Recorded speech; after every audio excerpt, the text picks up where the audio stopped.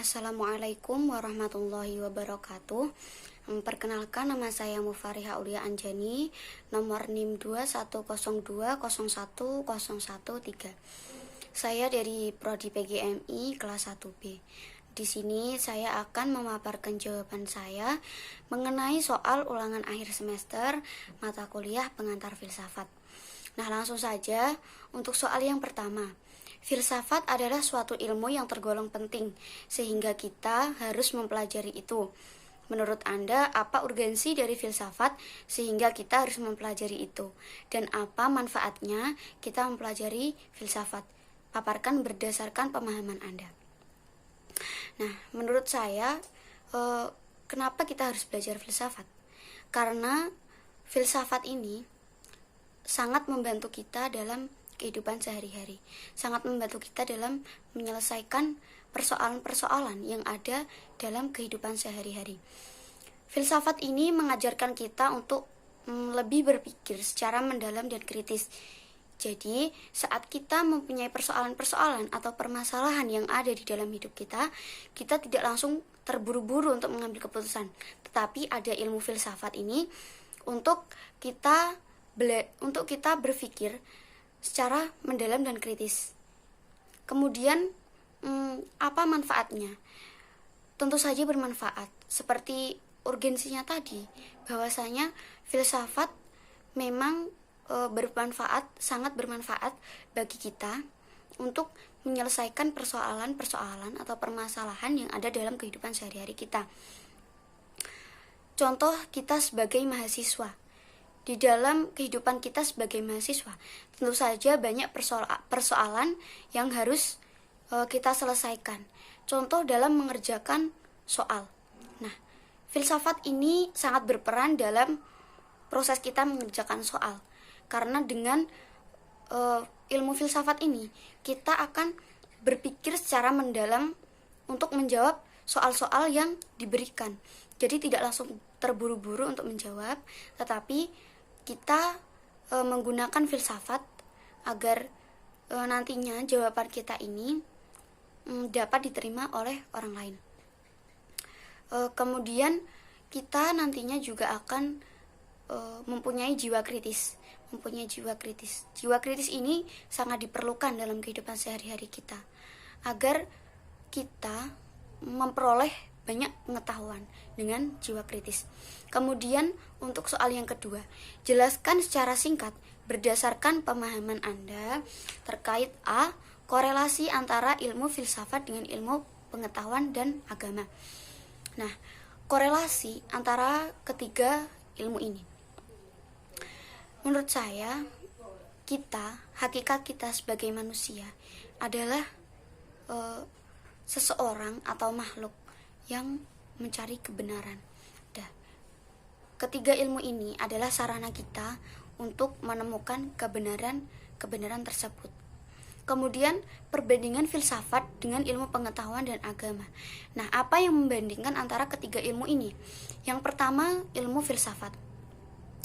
Jika ketiganya sama-sama ada untuk mencari kebenaran, maka filsafat ini mencari kebenaran dengan cara dengan berpedoman pada logis, sistematis, dan empiris. Kemudian untuk ilmu pengetahuan, dia mencari kebenaran dengan berpedoman pada penelitian, pada sebuah penelitian. Jadi kebenaran bisa didapatkan dengan ilmu pengetahuan melalui penelitian. Kemudian agama. Nah, kita mencari kebenaran dengan agama ini dipijakan atau berpedoman pada wahyu dari Allah, seperti itu. Jadi dari ketiga sarana mencari kebenaran ini, agama itu adalah sebuah sarana yang paling pasti kebenarannya karena berasal dari Tuhan. Kemudian untuk yang C, titik sentuh antara filsafat dengan ilmu pengetahuan dan agama. Nah, titik sentuh antara ketiganya, yaitu ketiganya ini sama-sama sebagai sarana untuk mencari kebenaran. seperti itu. Jadi ketiganya ini berkontribusi dan mempunyai tujuan yang sama, yaitu untuk mencari kebenaran. Kemudian yang ketiga, ketika belajar filsafat, kita mengetahui bahwa filsafat terdapat 3 cabang, yaitu ontologi, epistemologi, dan aksiologi. Tetapi sering juga kita mendengar terkait metafisika. Paparkan secara singkat, jelas, dan rasional terkait cabang-cabang filsafat tersebut dan berilah contoh yang bisa menggambarkan cabang-cabang tersebut. Kita langsung ke contoh agar nantinya kita dapat memahami dengan baik. Contoh saja sebuah rumah. Rumah adalah suatu bangunan yang dijadikan tempat tinggal oleh beberapa orang yang biasa disebut dengan keluarga. Nah, untuk cabang ilmu ontologi, dia membahas tentang wujud dari rumah. Jadi ontologi ini lebih fokus kepada bagaimana sesuatu itu bisa dikatakan rumah. Jadi sesuatu itu bisa dikatakan rumah jika dia digunakan sebagai tempat tinggal seperti itu. Tapi dia hanya melihat dari sisi luarnya. Jadi tidak harus berdiri di atas tanah, tidak harus berbentuk ini, tidak harus berbentuk itu. Tetapi jika bangunan itu digunakan untuk tempat tinggal, nah itu bisa dikatakan rumah, seperti itu. Kemudian untuk epistemologi ini berbeda dengan ontologi. Jika ontologi melihat sesuatu dari luarnya, kalau epistemologi ini lebih mengarah atau lebih terfokuskan kepada bagaimana sesuatu itu bisa dikatakan rumah. Jadi lebih ke ciri-cirinya, lebih ke penelitiannya, bagaimana sesuatu itu bisa dikatakan rumah. Kemudian aksiologi. Nah, aksiologi ini adalah suatu cabang ilmu yang mencari tahu atau memfokuskan kepada manfaat apa sehingga kita harus mempelajari ontologi dan epistemologi. Kemudian metafisika. Metafisika ini adalah cabang ilmu yang membahas sesuatu secara mendalam, secara dasarnya yang dibahas. Jadi tidak hanya luarnya saja, tidak hanya penelitiannya saja, tidak hanya manfaatnya saja, tetapi metafisika ini membahas sesuatu secara mendalam dan dasar. Semisal metafisika ini membahas tentang persoalan untuk apa kita hidup, semisal seperti itu. Nah, itu kan sesuatu yang sangat mendasar dan kemungkinan akal manusia itu sangat sulit untuk mencapai hal tersebut. Jadi metafisika ini adalah suatu cabang ilmu yang membahas dasar dari sesuatu. Kemudian untuk soal yang terakhir, dalam filsafat kita dilatih untuk berpikir ilmiah, untuk dapat berpikir secara ilmiah, kritis, dan rasionalis. Menurut Anda, berpikir yang seperti apa sehingga itu termasuk proses berpikir ilmiah, kritis, dan rasionalis? Nah, untuk berpikir ilmiah ini diperlukan beberapa prinsip. Yang pertama, ada prinsip objektif. Objektif itu apa adanya, jadi tidak subjektif, tidak dibuat-buat. Kemudian yang kedua, prinsip yang kedua yaitu logis. Nah, logis ini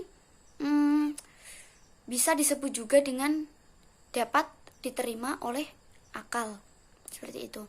Kemudian yang ketiga ada rasional.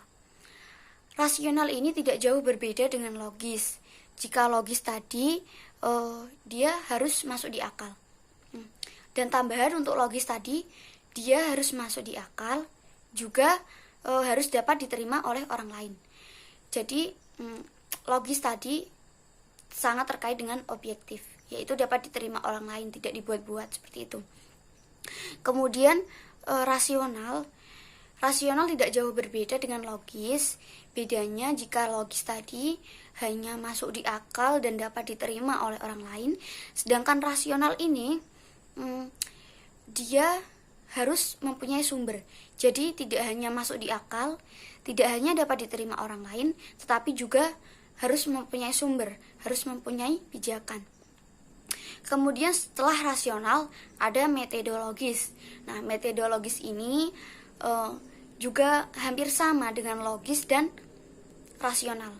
Bedanya kalau metodologis ini selain dia dapat diterima akal, dapat diterima orang lain, mempunyai sumber, dia juga harus melalui penelitian. Jadi tidak hanya dengan sumber tetapi juga diperlukan penelitian. Kemudian prinsip yang terakhir ada sistematis. Nah, sistematis ini bisa dikatakan juga dengan rapi atau tersusun. Jadi pemikiran kita itu harus rapi, harus disusun secara rapi. Tidak agar nantinya pemikiran kita ini tidak membingungkan orang lain. Jadi percuma kalau sudah objektif, kalau sudah logis, kalau sudah rasionalis dan metodologis, tetapi tidak sistematis. Karena sistematis ini merupakan salah satu prinsip yang penting. Karena tanpa sistematis, nantinya kemungkinan pemikiran kita tidak dapat dipahami karena terlalu bulat, terlalu rumit seperti itu. Kemudian untuk mencapai atau proses-proses berpikir ilmiah ini, yang pertama kita harus merumuskan masalah. Jadi kita harus mengetahui apa masalahnya terlebih dahulu. Kita harus menentukan masalahnya, harus menentukan objeknya. Setelah kita menentukan objeknya, kemudian kita mengumpulkan mengumpulkan isu-isu atau pandangan-pandangan orang atau isu-isu itu tadi, isu-isu yang terkait dengan masalah yang telah kita rumuskan tadi. Kemudian setelah itu kita harus mengumpulkan data-data terkait masalah yang kita kaji tadi. Setelah kita mengumpulkan isu-isu dan data terkait masalah tersebut, selanjutnya kita memverifikasi data dan hipotesis atau isu tadi.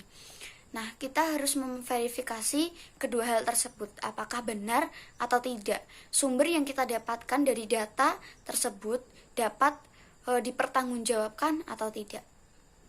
Kemudian setelah itu baru kita menjadikan satu, baru kita merangkum itu semua.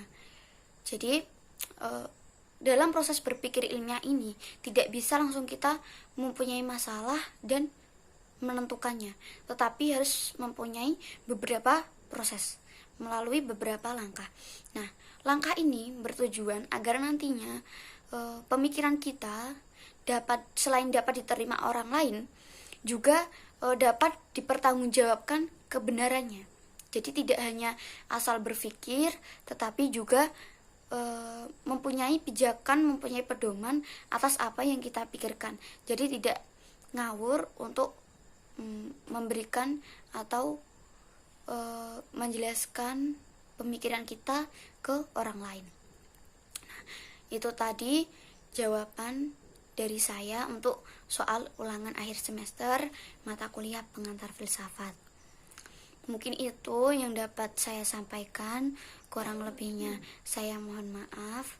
Wallahul muwaffiq ila aqwamit thoriq. Wassalamualaikum warahmatullahi wabarakatuh.